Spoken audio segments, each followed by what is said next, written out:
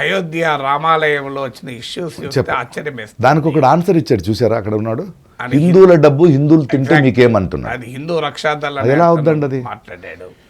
ఇప్పుడు శ్రీరాముడు ఒక సీమిత వృత్తంలో అవతార పురుషునైనవాడు, శ్రీకృష్ణుడు సీమిత వృత్తాన్ని దాటినవాడు.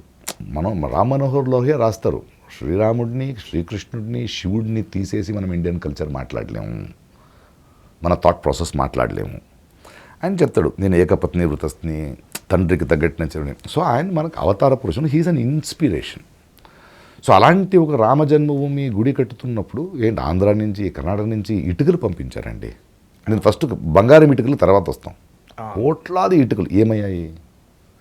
బంగారం ఇటుక ఏమైంది? సిల్వర్ ఇటుక ఏమైంది? అకౌంటబిలిటీ ఏమైంది? దొంగతనం ఎందుకు జరిగింది అక్కడ? సీసీటీవీ కెమెరా ముందు ఎవడు హిందువులే, దాని గురించి అది ఇష్యూ కాదా? అది ఓన్లీ ఉండి నుంచి ఇన్ని కోట్లు వచ్చింది మాత్రం కాదు, అక్కడ చుట్టూ జరిగిన రియల్ ఎస్టేట్ ఎంత పెరిగింది, ఎవరెవరు కొన్నారు, ఎవడికి ఆ సదుపాయాలు పోయింది, జనసామాన్యులు అయోధ్యలో ఎందుకు బీజేపీని తిరస్కరించింది, రాముడు ఆలయం కట్టిన తర్వాత. So under the belt in అన్యాయం జరుగుతున్నాయి కదా.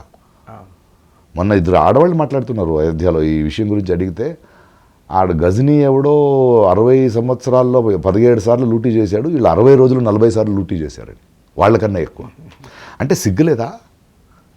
అంటే రాముడితో రాజకీయం చేయట్లేదు. ఏ పార్టీకి వెళ్ళింది డబ్బు? ఇప్పుడు ఆర్ఎస్ఎస్ని ప్రియాంక్ ఖర్గే అని ఒక హోమ్ మినిస్టర్ అడుగుతున్నాడు, అకౌంట్స్ ఇవ్వండి అంటున్నాడు. నేను ఒక ఫౌండేషన్ పెట్టుకున్నా, ప్రకాష్ రాజ్ ఫౌండేషన్. నాకు ఎవరు డబ్బు ఇస్తారు, ఆ ఇచ్చిన డబ్బు దేనికి ఖర్చు పెడుతున్నాను, వాళ్ళకి నేను 85G లెటర్ ఇచ్చానా, ఎవ్రీ ఇయర్ ఆడిట్ ఇవ్వాలి నేను. ఫారిన్ ఫండ్ తీసుకోకూడదు. బట్ మీకు ఫారిన్ ఫండ్ ఎక్కడి నుంచి వస్తుంది? కోట్లాంతర రూపాయలు వస్తున్నాయి కదా, ఇన్ని పెద్ద ఆఫీసులు పెట్టుకున్నా. What is your accountability?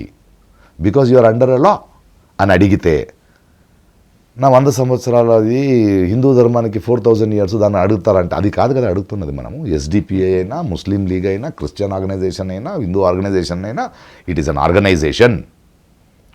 మీకు ఎవరు డబ్బిస్తున్నారు, దేనికి తీసుకుంటున్నారు, తీసుకొని దేనికి ఖర్చు పెడుతున్నారు చెప్పలేరా? అంటే ధర్మం పేరులో ఏం చేస్తున్నారు? రామ జన్మభూమికి భక్తులు మా శ్రీరాముడికి ఒక గుడి కట్టాలి, మా అయోధ్య మా అవతార పురుషుడు అని నమ్మిన వాళ్ళను మోసం చేస్తారా మీరు? వాళ్ళకి మీరు అకౌంటబిలిటీ ఇవ్వరా? ఇది అడిగితే హిందూ డబ్బులు హిందువులు తింటారు, నువ్వు ఇచ్చావా అని నన్ను అడిగితే అదొక సమాధానమా? మేము ఇవ్వము. Prime minister care fund RTI వేస్తే లేదు. ఆర్టీఐ రూల్ని ఎలా మారుస్తావు నువ్వు?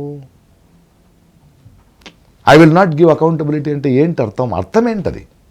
ఎలక్ట్రాల్ బాండ్స్ బీజేపీ, కాంగ్రెస్ అన్ని పక్షాలు తీసుకున్నాయి. ఎందుకు తీసుకున్నారు? ఈ ఎకనామిక్ ఎలిమెంట్లో మీరు తీసుకోవడం వల్ల వాళ్ళకి ఏదైనా లంచం రూపంలో వేరేదైనా చేశారా? ఈ అకౌంటబిలిటీ మేము అడగకూడదా?